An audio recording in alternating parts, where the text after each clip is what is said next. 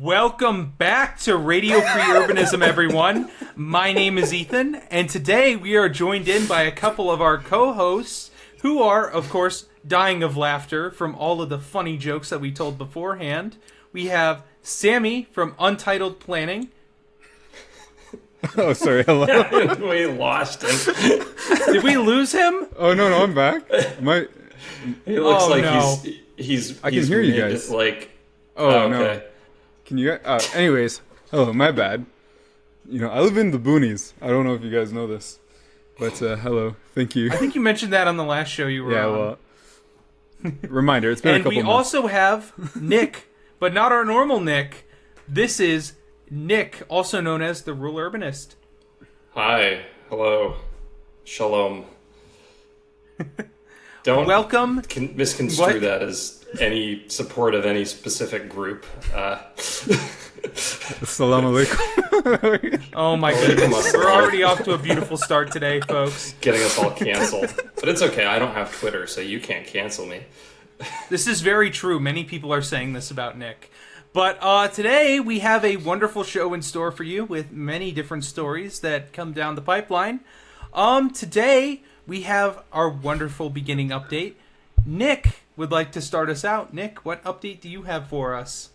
Oh Jesus! Actually, so this is a rural urbanist update because I don't have a good way to push these things out to my fan base at large. Basically, if you're wondering what's happened and why you haven't seen a video from me in a very long time, I started a new job with the German Railways Deutsche Bahn at the beginning of this year, which you would have heard about if you had seen the previous episode where I was a guest on, and I have been putting my effort and focus into that, but in the meantime, in the background, I have been working on a few projects, and the first one of those, the first script from those projects, is pretty much complete. It just needs some editing. I did a pre-recording and realized it was way too fucking long.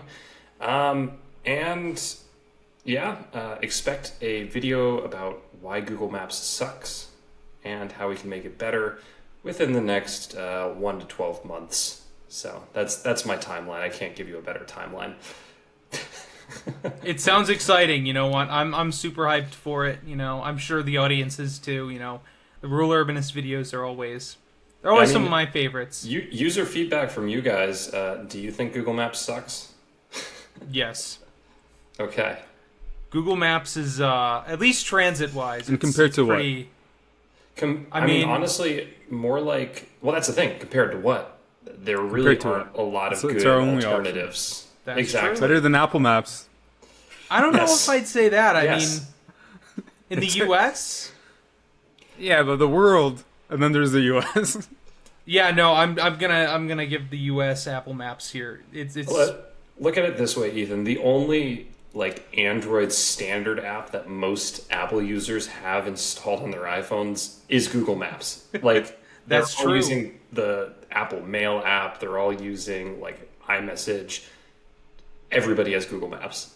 So yeah. that is true. Google Maps, Apple Maps does have some lovely shortcomings, but there are some decent transit wayfinding apps out there at least. Granted, Yes. they're not for all sort of mapping, but you know they do exist, which is good.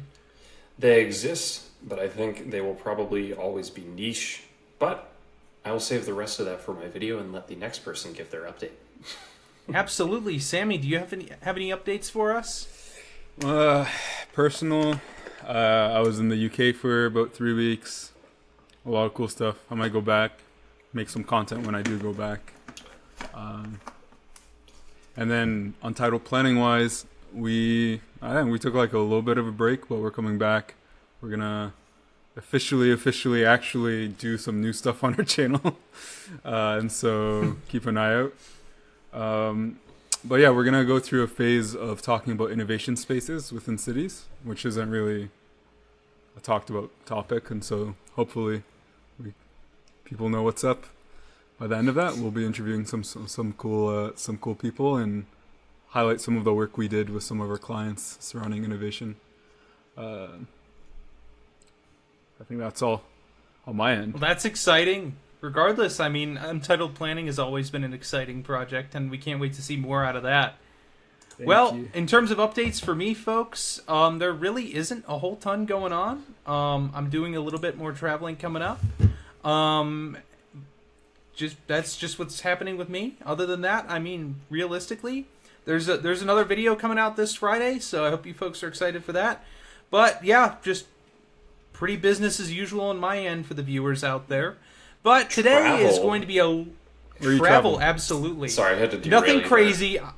Nothing crazy. I'm going to travel very far to the very foreign and distant land of Sacramento, California. So stay tuned for that exciting adventure. Are you going to go to a cheesecake factory? That's right. I am going to go to a cheesecake. No, my thing is actually it's always Taco Bell cantinas. That's my Urbanist restaurant. Taco Bell? Taco Bell, specifically the cantina locations. What does that mean? Educate the non-Americans. So, I've Taco never Bell heard Cantina of that. is like their kind of slightly upscale brand, but the main difference from the normal Taco Bells is that they sell alcohol there. You gotta do a share screen on Taco Bell Cantina. That's right. I should do that. But yeah, Taco Bell cantinas are in fact usually in a more transit-oriented space. We're not sponsored by are Taco not. Bell or In affiliated fact, Please with sponsor Taco us, Bell. Taco Bell. I would Yeah. love a Taco Bell sponsorship, but Give me a Crunchwrap I have Supreme. my gripes with their normal locations. They're way too car centric. You know, we have the horrible drive-through only setups, which are frying my brain even thinking about them. But yeah, their cantina locations are they're more transit-oriented generally, but that's also because they're in more downtown locations where transit tends to be a little bit more, available. Here, I'll share it on screen. They're almost indistinguishable from the normal locations, but I know that this is really, what the people need to know about is Taco Bell Cantina. So it's like Chipotle, but it's Taco Bell. Not quite. Okay. Like, this is kind of how the outside nice. looks. You'll just see the little cantina thing. It's like slightly more upscale, and they sell alcoholic beverages inside. It's like gentrified Bro, Taco Bell. that is literally Chipotle. Dude, they I'm gentrified looking Taco at, Bell. like, Chipotle, if, they actually treated their employees well and, like, actually cleaned their restaurants. Yeah, no, their quality has dropped, but we're all about that food conversation here, especially when it comes to transit-oriented restaurants, and these are the peak. There are some good walkable cheesecake factories, but the walkable restaurant chain that I think is really out there, Taco Bell Cantina, hands down. And that's really where we should be putting our energy, is into talking about transit-oriented fast food. Yeah, I mean, food and restaurants are incredibly important, in my opinion and experience, for bringing people to a certain area, and it can't be the only thing that you have somewhere to revitalize something or to make a place interesting, but it certainly does not hurt. Oh, absolutely. No, it doesn't hurt. It's probably not going to be your third place when it comes to actually being, Taco Bell, my favorite third space. Yeah, But I mean, it's important to have drunks restaurants. gather at the local Taco Bell because they serve alcohol. Thank you, Ethan. They for do that, piece of and they serve the information. hangover food. It's perfect. Yes. It's truly incredible. You'll never experience a place like that ever anywhere else. Anyways, I'm just Anyways, indeed, let's move on into our first stories, folks, for today. Today we don't really have a whole ton of stories for you, but we really do have some good conversations that are going to be talking about city planning and urbanism, as is in kind of the theme of this wonderful show that we have going on here. This first story kind of comes to us from Nick. Nick has some wonderful thoughts about travel and some city comparisons.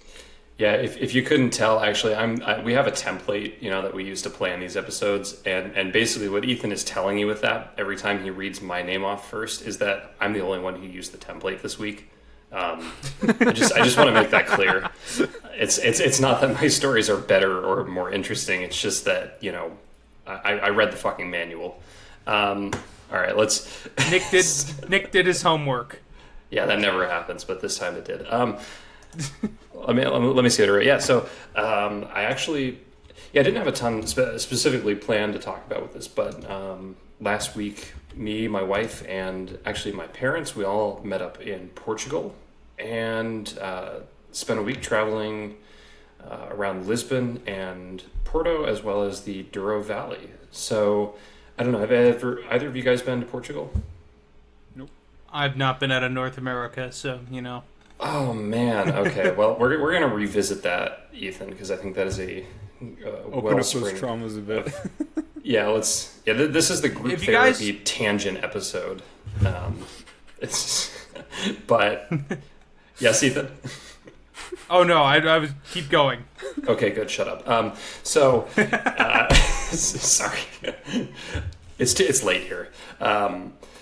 Yeah, no, so Portugal is a beautiful country you should absolutely visit if you haven't been there. In my experience, especially in the major cities, almost everybody speaks English and well. It helps that there are quite a lot of people who work there in the service industry who are not from there. But in my experience, most of the locals are incredibly friendly and decently happy to have tourists there.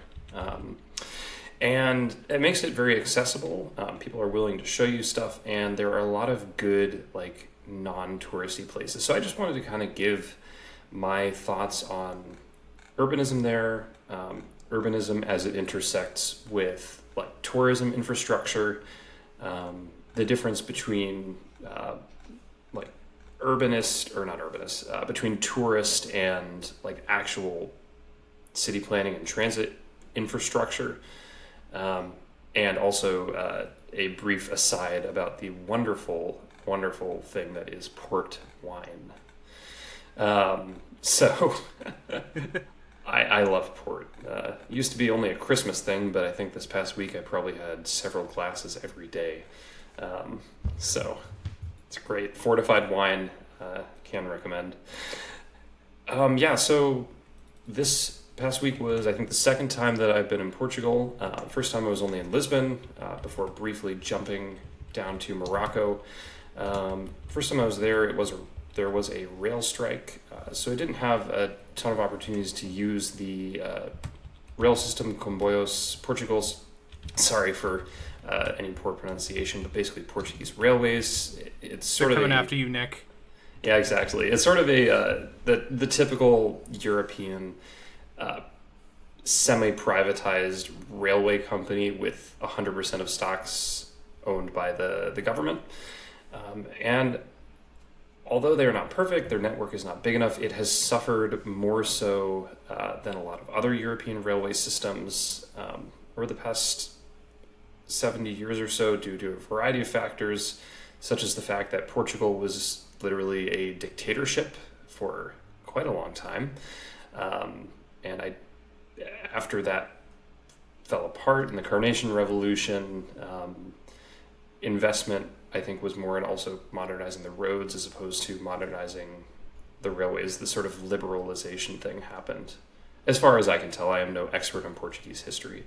But as a user of the system today, we use the Alfa Pendolino service between Lisbon and Portugal. We use the metro in Lisbon, the light metro system in Porto, as well as several of the typical tourist streetcars that you see. And one semi-tourist, semi-regional train through the Douro Valley. And honestly, I was decently impressed by CP. I think that they are a modern railway company. I think that they have a lot going for them. The country is actually investing in their railway infrastructure, and Wait, countries can do that? Yeah, it's fucking wild. You wouldn't know, but so just as an example, I work for Deutsche Bahn, which is also trying to invest in its railway infrastructure. But if you watch the last episode, you can see that our budget was cut, and they would rather put the money towards highways. We have significant difficulties in Germany, for example, replacing overhead catenary wires and masts. But when I was there, literally every single electrified corridor that we went on had like brand new wires, brand new masts. new concrete. Like, it looks like they had just renovated all the main lines that I was on. So they're doing something right. That said, I think they have a lot of issues. There's a lot of abandoned stations that we saw along the way, which I think needs to be rectified. We have that problem here too, and North America, I don't even want to I don't want to open that can of worms yet. But the Alpha Pendolino service, besides giving me horrible motion sickness, was fast, it was punctual, and it got us where we needed to go. It was a really good service. The staff were all incredibly friendly and helpful. Can recommend, unless you get really bad motion sickness, do not sit backwards. Do not sit backwards. So what speeds are we talking about on these lines? Anything between... that's a good question, because it was all in kilometers per hour, and my brain still doesn't work. You can give it to me in kilometers an hour. I think the highest I saw was like 200, but I'm pretty sure it's faster than that. There are definitely some faster sections, and they are building a high-speed line between the major cities. I think from Braga in the north down to where all of the English people go in the south on holiday on the beach. I don't know the name of the city or the region, but the speeds were decent. That said, they have the pendolinos, right? To go around corners faster because they haven't completely straightened everything out. But it was a decent service. That said, I get the sense that it's kind of one of those countries where it's like one line functions very well, and the rest of the lines don't always function super well. It's sort of like an Amtrak Northeast Corridor situation where they have one route that is incredibly well served, but a lot of the other stuff has kind of been left by the wayside. I don't know if you guys kind of have an idea what I'm talking about. Can maybe jump in. Yeah, no, I get what you mean with that. Is it all electrified, or are there like any diesel sections? Or no? And that's actually a good lead into probably the second most interesting thing that we did on the trip, was actually to take a interregional train between Porto and the Douro Valley, which is the major wine producing region. It's partially electrified, but this interregional service operates sort of more like a tourist service, but it's essentially a tourist diesel train with low emission standards and open windows that goes all the way from the city to the countryside and goes right down water level. It's a stunningly beautiful route. I highly recommend anybody who visits Portugal and has an interest in transit and just wine or seeing interesting places, they should take this route. It goes from Porto Salbento to, I think, Pocinante. I can't say it.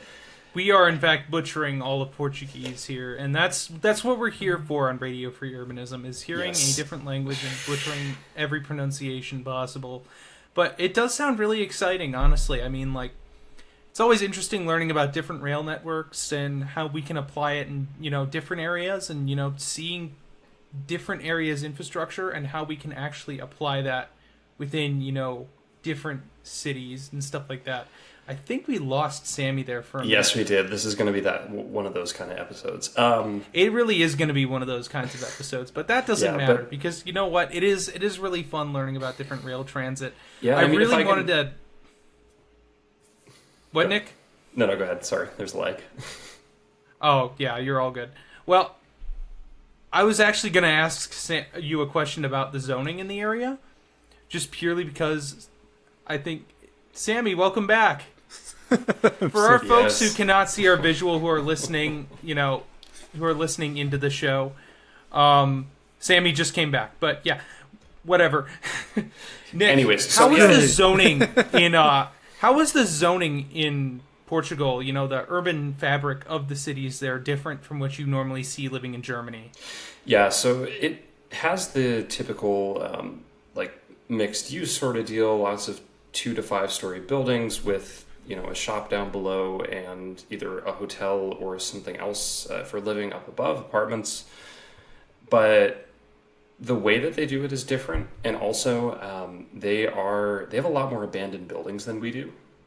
Here you will almost never see a fully abandoned building with the roof collapsed in, but that's very common in Portugal. I think the economy there has not always been the best. Again, I point back to the dictatorship times, and also the fact that Portugal has really come a long way very quickly, and that means that I think not all boats have risen at the same speed. You see a lot of the interiors of buildings have been facadified, so the inside is a new building, the outside is still that beautiful old Portuguese exterior with these beautiful colored tiles, vibrant colors in many of the like tourist and older parts of both Lisbon and Porto. And I love their architecture. It's just so interesting. Like when you look at these buildings, they're works of art. And of course that changes as you get a little further outside of the city and you see how people really live. If my memory serves me correctly, Portugal was briefly a communist or communist adjacent country. And they did build some Russian style apartment blocks. Someone correct me if I'm wrong, but there are a lot of ugly buildings in that country. It's just the thing is, you as a tourist usually don't see them. So they're doing a good job at redeveloping their cities. I just have noticed that they haven't redeveloped all their buildings. And there's a lot of buildings which will look completely fine on the outside, but there's nothing behind that facade. So it's definitely an interesting and mixed bag, has been my experience. I don't know, have you guys seen that anywhere else? Like, can you think of any parallels, Sammy or Ethan, in Canada, US? With the facades? Yeah, with the facades or with the abandonment of buildings, Yeah. Surrounded by nice stuff still. Yeah. In a lot of cities, they have a Heritage Act. So in Toronto, they have that where you have which is kind of weird. Like, it hasn't even been around that long, Yeah. You know what I mean? Like, because it's thousands and thousands of dollars, hundreds of thousands of dollars to maintain the facade of a building. Like, it's so much more costly than to redevelop it. If I've been taught correctly, if I haven't been blaming my education system. But yeah, so in Toronto you see a lot of these like old buildings, factories that are just red brick, and so they maintain the facade a lot of the time. And so outside you'll see them in progress happening, like until this day, where you just see the skeleton of the building, and you see iron construction, but you see the metalwork around it. Yeah. So they're about to create a new building within that kind of facade, and it's an interesting space because I think it takes a lot longer, and but it's a heritage thing often. And I think in a country like Portugal, where it has such rich history and culture, it makes a lot of sense because it really paints and tells a story. And I know, and there's different subfields within planning and architecture and design that talks about the actual presence of history within a space. And so that presence, I think, is, I don't know. It's, it can be a holistic thing. It can be a factual thing. I don't know, but the presence of just that space and history plays a big factor in how people interact with their spaces. And so that within itself makes a lot of sense to maintain it, because it provides value that maybe in your city can't provide. And so it's not only, it looks nice, but you can actually potentially feel that presence. Yeah. I think that brings up a really, really good point, because for me, with history, I include usually both the interior and the exterior of a building in my concept of historical preservation. And while I think that it's possible to replace sometimes a historical facade, like it's still possible to build with brick and some ornamentation, I actually think that it's harder to replicate some of those historical interiors, whether it be that we don't have the woodworking crafts, whether it be that just the way that structural codes have changed and wouldn't allow us to build things a certain way. I think it's important to preserve both when possible, but I would rather preserve at least the exterior if the interior can't be saved. Like for me, it's kind of, I view it as a last resort, but I think in Europe, a lot of times it's a first resort. And they're pretty good at it. I think you'd be surprised looking at our downtowns, the amount of facadified buildings. Yeah. No, and Yeah. sorry, Ethan, but with what you're saying with maintaining the inside, even when it comes from a sustainability standpoint with urbanism, the most sustainable approach you can take for buildings is adaptive reuse. You just maintain the whole building and you just change the function of it. Yeah. Realistically, the only reason facades, I may be mistaken, it's not really my field as a urbanist or planner, but the only reason facades exist is because people want a brand new building and they have enough money to kind of throw at it and go like, if I want a new building here, and so if the only thing I have to keep is a facade, then so be it.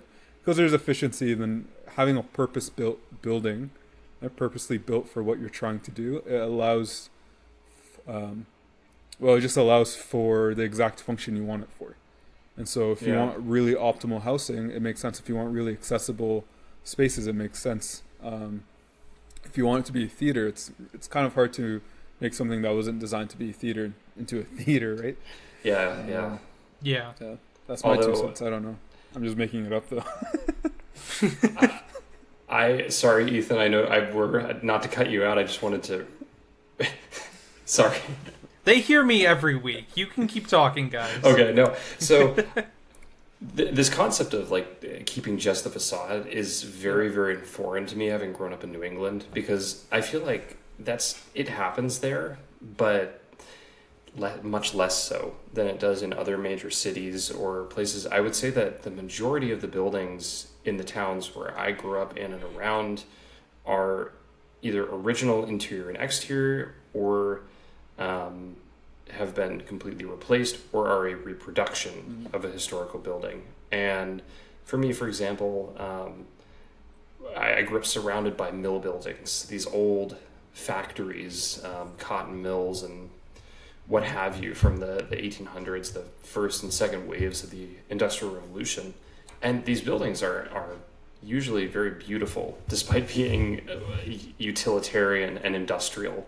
They have massive open windows, from the period before electric lighting was common, and they make great apartments. And the crazy thing is that most of them, which have been readapted to apartments or office space, they maintain the original wood floors, they maintain windows of at least the same shape, and they still have just like exposed brick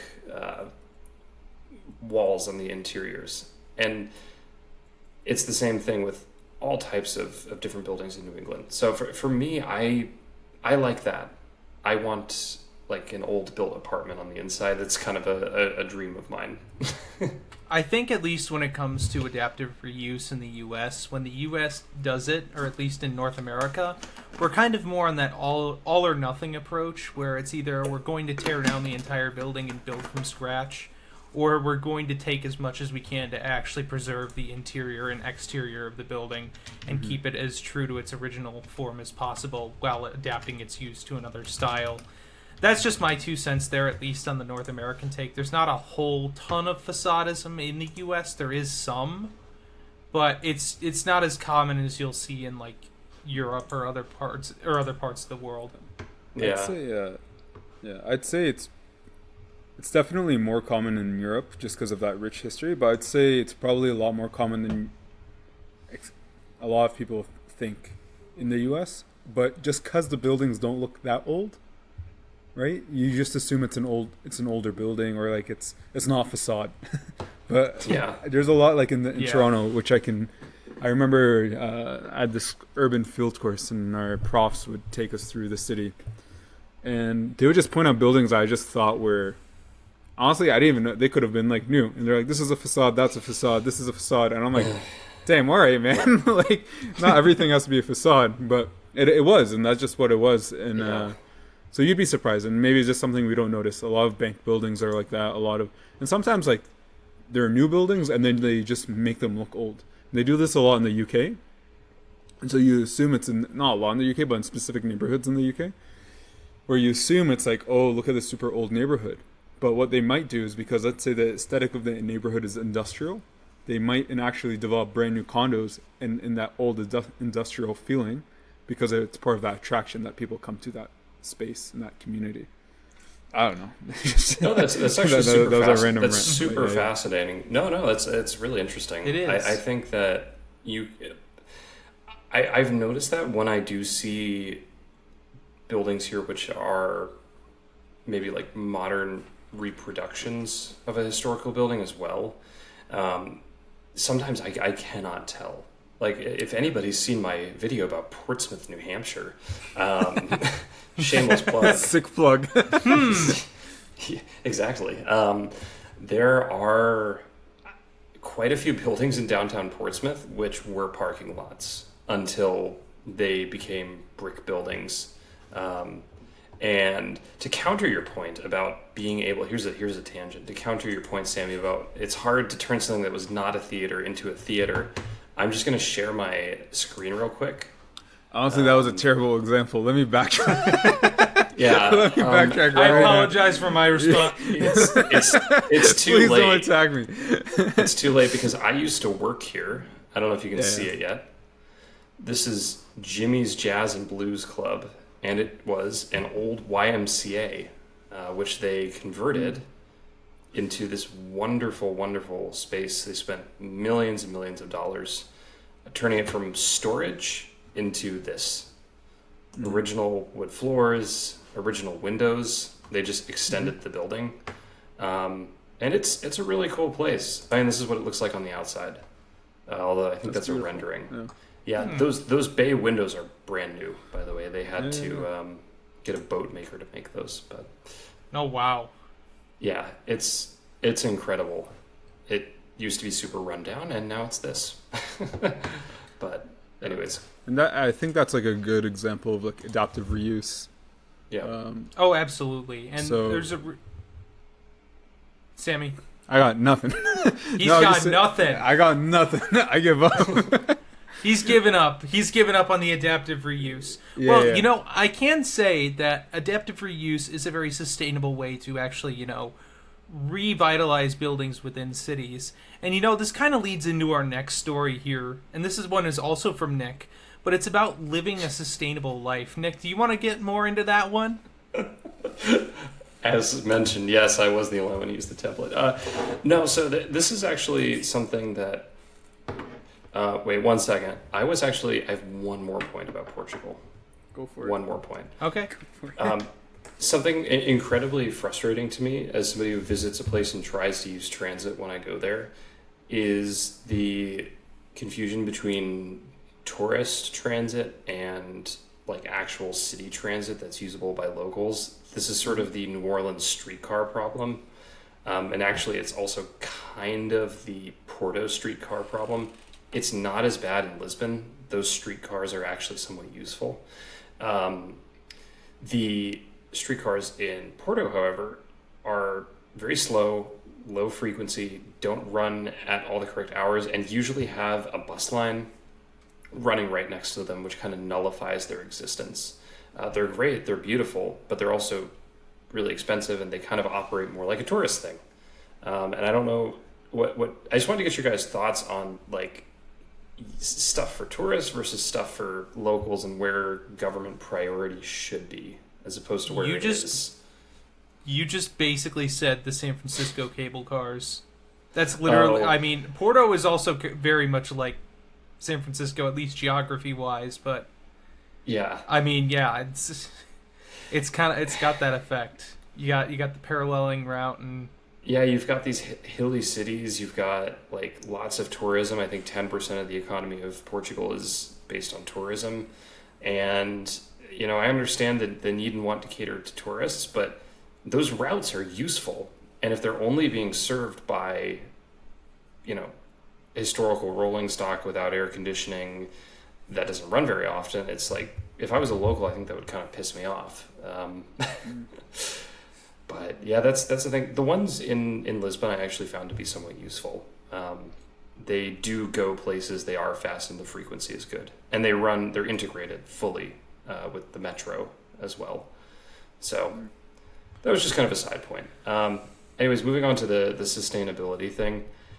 When it comes to sustainability, whether it's in urbanism, how we plan our cities, transportation, how we get around our cities, and just in general, I feel like a lot of times people are too reliant on the idea of, new technology is going to be the thing that saves us or that improves our cities in the future. Or, there's nothing wrong with ordering everything on Amazon, because it's easier for me. Or, because I think if I look at my own like personal ideology and how I live, I'm a bit of an antiquarian. I'm a little bit old fashioned. I really try not to. Thank you, Sami. Really dressed the part today, Nick. I know. This is like 100% wool. For all of our people listening over, Spotify, whatever, Apple Podcasts, Nick is wearing a flat cap and a wonderful cardigan, right? This is a Bavarian Strickjacke, and yes, it is basically, I'm using it as a cardigan. It is dark green dyed wool in the Bavarian style. A lot of people would wear this with lederhosen or out for a good night on the town. So, yeah. It's a different culture. Yes. Cult culture. That's good. Exactly. Yeah, I try. Sorry, I try not to. Yeah, I mean, my ideology is basically to take a look at something new, right? Like if we're to replace something old with something new, whether it be transportation or how we send information, is that new thing really better than the thing it's replacing? Are there like hidden side effects of this new thing, this new way of doing something? And should we actually not just continue doing it the old way with maybe we use the new technology or service in like not its full form? So for example, I think that online shopping can be a great thing.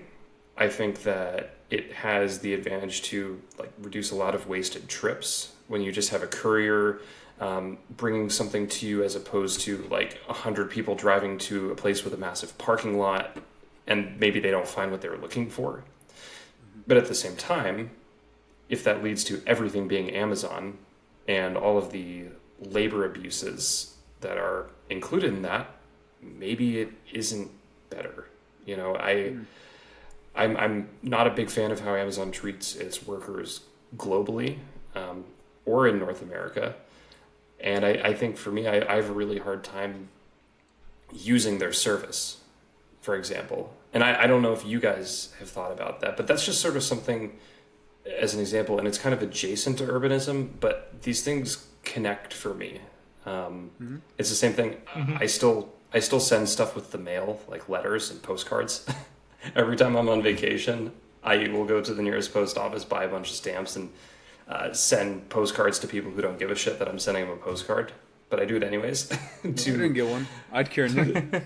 Well, I don't know where you live. Do you really want me to know that? No. Don't dox yourself. Don't dox yourself. So my address is... but I do actually have a P.O. box for the Rural Urbanist channel, which someone checks every once in a while for me. It's I'll have to... We'll put that in the description. But yeah, I don't know what your guys' thoughts are on that, because these things are kind of all connected, I feel like. Just the way that we look at life and technology. Yeah, I mean, there really is a huge overlap when it comes to urbanism and every other topic under the sun. And it's because urbanism is basically everybody's everyday life. I mean, you can put a whole definition to it, but realistically, it's about getting people from one place to another and just their built environment around them. And when you're talking about the built environment around you, it really does connect to everything that you're dealing with, because that's what you're dealing with 24/7. Mm-hmm. At least in my mind, because I mean, and every issue that you deal with connects to your built environment around you. It's just kind of this like inner circle thing that basically it's like a big web where everything is connected to your built environment around you. Well, here's a question, and I think that this is more related directly to urbanism. When you look at something like Amazon, for example, they sell everything, right? Well, what do you guys think that's doing to the ma and pa shops, that are essentially the cornerstone of Main Street, or even in bigger cities, the specialty shops, which you can't find everywhere else, but which have been largely replaced by things like Amazon. And of course, Walmart existed before. Amazon just sort of kind of rode in on their wave. But I don't know, what do you guys think about that? Because I personally think that can be incredibly damaging, especially to smaller places and the urban fabric there. Yeah, no. That was a question. There was a question. Yeah, no, there. we were just letting that one marinate. I could see Sami letting that one marinate. Got that big brain energy happening. Gotta have it. Gotta have it. Yeah, I mean, when it really comes to giant conglomerates who kind of just really don't want to break the mold and just kind of work within it, you kind of just see these big companies just come in and just fill in a mold of just answering the ultimate car-centric conveniences of when it comes to retail, at least in this perspective, because it really is all just connecting basically to that. Like, you're going to see your built environment be harmed if one retail company is doing everything by delivery and reducing the amount of trips that could be taken without a car. Yeah, I think that for me, what's super. What? You're good. No, you're good. Go. No. So I think what's super interesting for me also with this is that, like, if I also think about how a company like Amazon does their logistics, for example, or how they do their delivery, it's mainly by truck. And the last thing that we want to be doing is injecting more vehicles, more single vehicles into, a roadway network that maybe already is overloaded. And those vehicles are heavier than, personal cars, and not a great replacement for rail freight, for example, which could be connecting all those warehouses, but instead it's a truck and it's doing a lot of damage to roads, which weren't really designed for the amount of traffic that Amazon, one company, does. And I think that also has the ability to be incredibly negatively impactful to how much taxes we pay to repair our roads. And I don't know. I see a lot of negative externalities. There's almost too many to discuss here, and I don't want it just to be about online retail, right? But I think that there are a lot of things related to that which can be incredibly harmful. Yeah. So, I got a couple comments based on this question or that statement. And no, please go ahead. Go for it. I think the first thing that comes to my mind is a lot of this is about trade-offs, right? And so Amazon has definitely addressed the problem, right? Because if it didn't address the problem, it wouldn't have found success, or it created a problem and it then addressed it, right? Now, I'm not saying anything on behalf of Amazon, but I've done some work and looked into problems with mom and pop shops in terms of adaptability. During COVID, we became more digital than we were before, right? We needed to order stuff. People were locked into their houses, depending where you were, all that stuff. Unfortunately, a lot of mom and pop shops weren't able to, even mom and pop shops, even just smaller stores that aren't technically mom and pop shops, but like even smaller local businesses. Yeah, just smaller. They weren't able to adapt. Yeah, they weren't able to adapt to a proper online presence, a fluid online presence. So there's that element, right? Another element, right? As much as we, now I ain't for anything, but to play a bit of devil's advocate and to get us thinking as well, and to get just people thinking. I think when we think about Amazon and when we think about any kind of these services, they are just services, and we have to view them as tools. I think in the three of us and everyone in the urban space has used Amazon, and we've used it for something very specific. Never. Ethan, come on, man. I know you're watching The Boys every day on Amazon Prime. Yeah, But, for you know, example, like I renew my subscription once every 2 years to watch the new season of Of the book. Clarkson's Farm. Actually, okay. Fair enough. Everyone has their thing. But right, and so it provides this opportunity. And so like a thought experiment. Imagine you're a 9 to 5 mom and you have 3 kids and you're a single mom, and then you can't go outside to order specific things for your kids. And then you have a bunch of mom and pop shops that can't deliver or won't deliver, or if it is, if you want to do it through like Uber or something or whatever to deliver something, it's like so much more expensive than Amazon.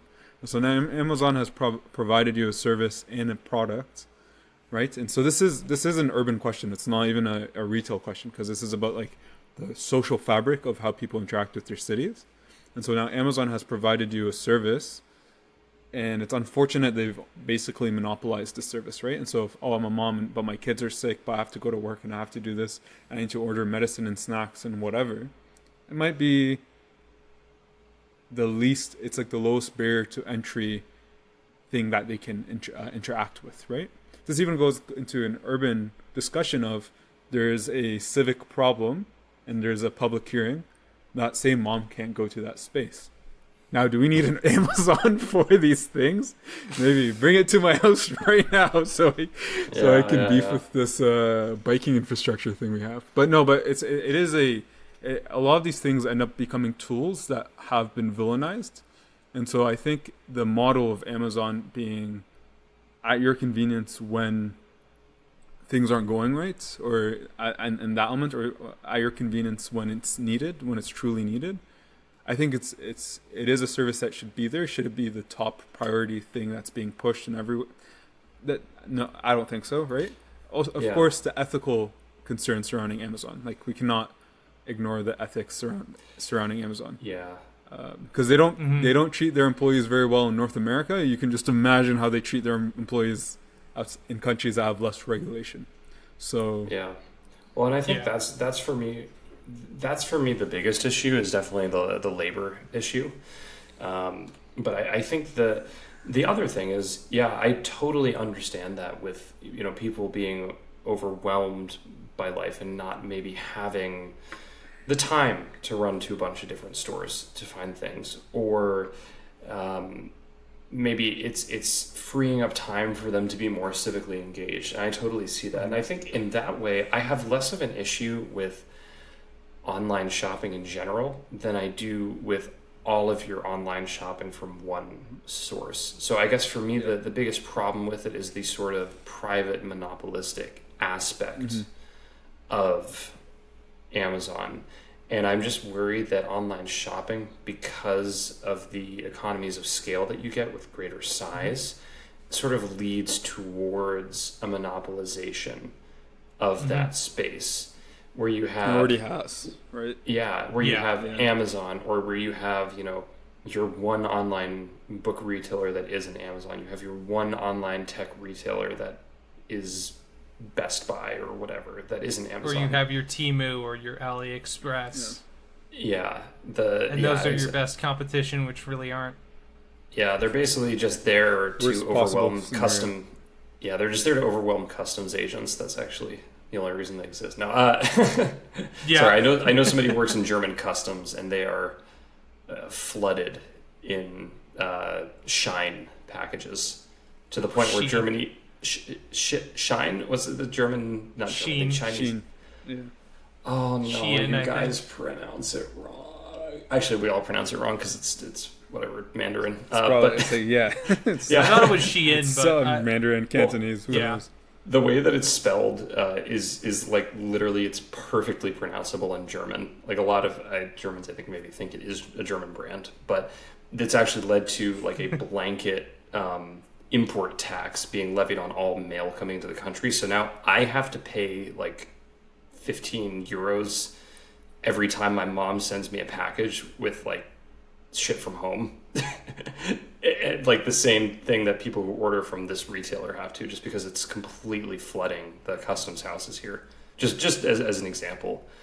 But I think, and for example, like back to the point with civic engagement, and urbanism, I am completely for things like Zoom or similar tools being used to allow for civic engagement when not everybody can make it to City Hall or to the council chambers.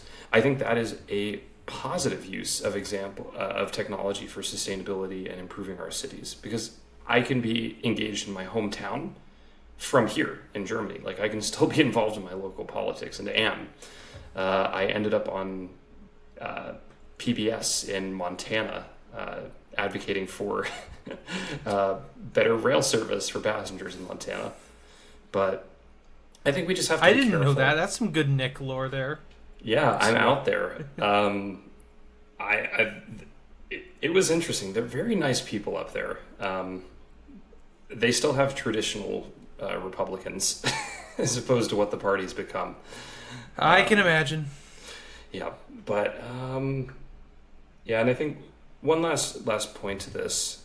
I think where this leads to me is, I think we just need to live like intentional lifestyles when it comes to the choices of where we buy stuff and where, how we get around our cities. It can't always just be the easiest option. Sometimes it has to be the right option, and maybe that's putting a little bit too much responsibility on the individual. I also don't like to do that. I think that cities and governments and regions should plan to make it easier to make the right decision. But for people who are maybe listening to this podcast, who are thinking on a different level about these things, I think that we should all take at least a little bit of time to look at what we buy, where it comes from, how it's made. Is it sustainable? Is somebody making this in a sweatshop? Is there an alternative? Sure. Is there a store that's literally right next to my house that I can visit that sells the same thing for almost the same price? And maybe that's easier, and then I don't have to wait 2 days. So that's my 2 cents. You know what it sounds like? We need a 15-minute community. Now Sammy comes in with his 1984 propaganda. 15-minute city's gonna lock us all in our neighborhood sectors that we can never leave ever. You're gonna build a wall around that community. The wokeness of this show has gotten so crazy. I don't know how I can deal with it, folks. But after that wonderfully in-depth conversation, folks, we are going to move on to our listener mail. Now, we only have one piece of listener mail, and if you want to send us in some more listener mail, we do have our email at radiofreeurbanism@gmail.com. You can also leave a comment down below on YouTube. Anyway, we can absolutely get it, and we can take in your listener mail. But I have a wonderful piece of listener mail from friend of the show and frequent listener Jen Hall. And her comment says, Japan is known for some really great themed trains, examples being the Pokemon themed train. If you could choose a theme for a train, what would you all choose? I wanted to make it a little more lighthearted after that conversation. So guys, let's start out with Sammy here. Put him right on the spot. Sammy, if we had a themed train, or if you wanted to make a themed train, what would it be? A 15-minute city themed train. Is it like an actual 15-minute city? Like it's like ideal, train, like the cafe car is wonderful? Or is it like the conservative view of the 15-minute city where it's like you're locked into your seat, Every get car out? is different, and so whenever you enter, it's like a roulette. It's like you enter one, and it's like beautiful. There's a garden. There's your medical needs. You're just ripping off Snowpiercer. Is it? There you go. It's Snowpiercer. It's a post-apocalyptic movie where all these people are stuck on a fucking train, and it just goes around and around the Earth like once a year. It's been doing this for the past is thousands. Is it a TV show? Yeah. Yes. And a movie. I think the movie is the original. It's Korean. I might have. I've seen some. Maybe I've heard some people say they enjoy the show. Yeah. The movie's fucked up, dude. It's surrounding a 15-minute city. 15-minute train. It's like what conservatives think the 15-minute city is that movie, is Snowpiercer. Amazing. Well, it's obviously a good idea if it was made into a movie, so. Anyways. All right, Nick. What themed train are you going with?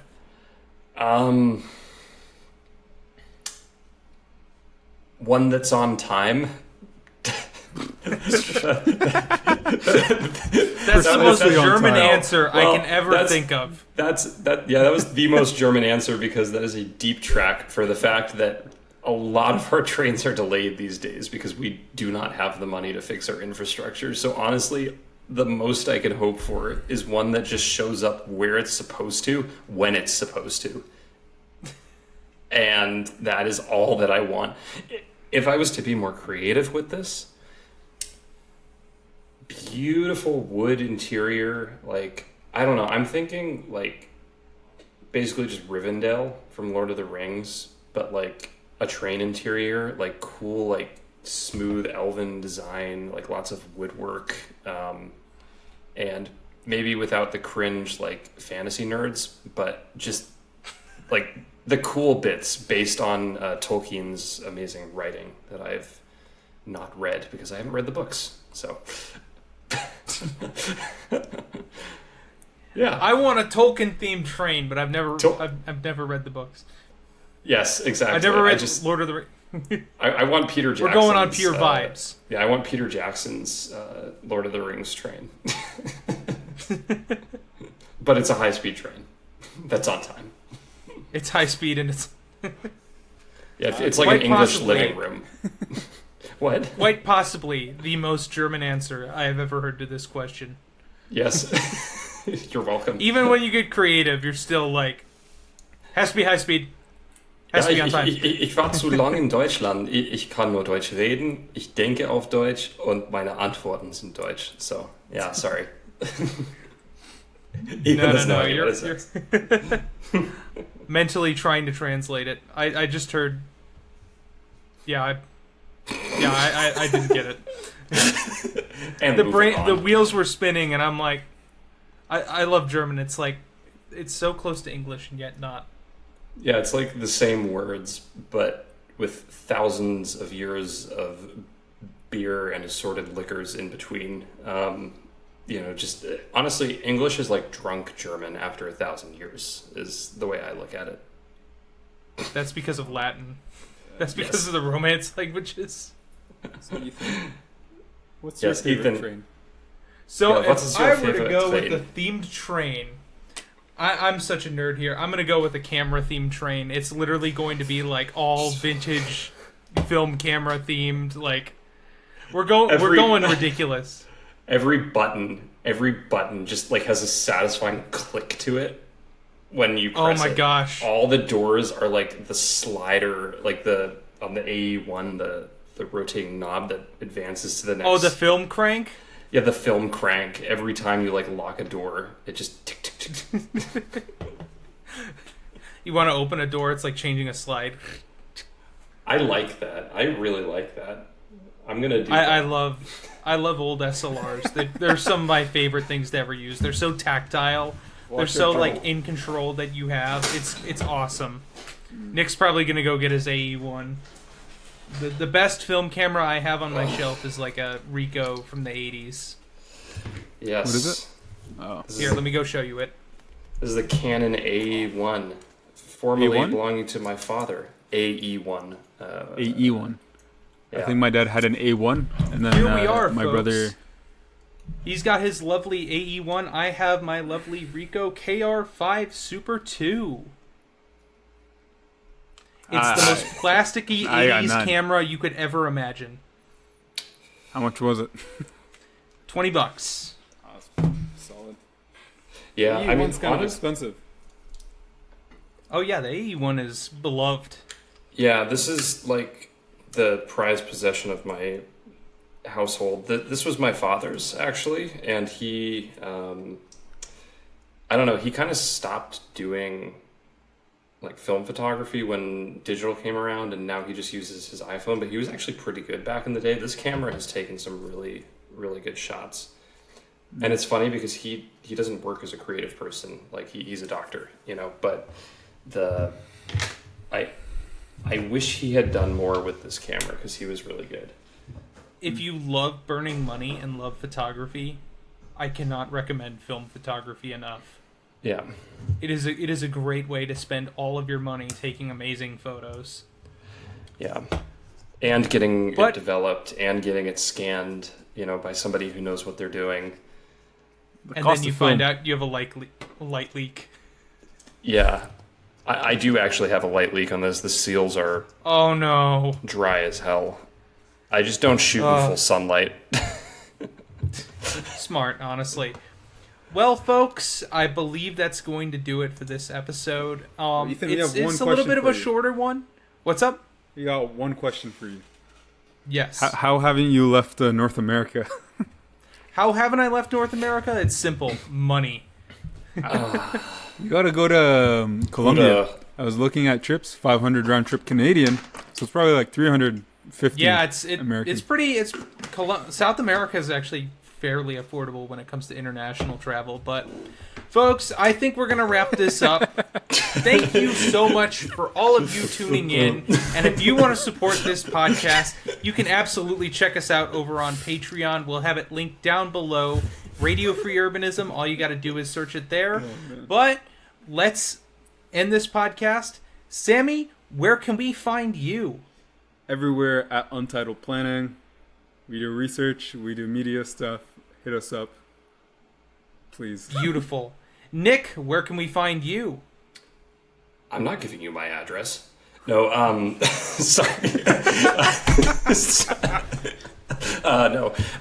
Yes, you can find me on YouTube at The Rural Urbanist. You can find me on Instagram as A Rural Urbanist.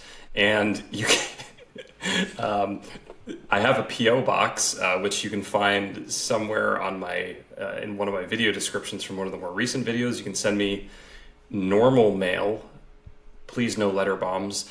And yeah, the Instagram is film photography. The YouTube channel is videos about small towns and urban planning. Beautiful. And folks, you can find me at Climate in Transit, except on Twitter, where you can find me at Climate Transit. Thank you all so much for tuning into this podcast. And as always, train good, car bad. But what about bikes?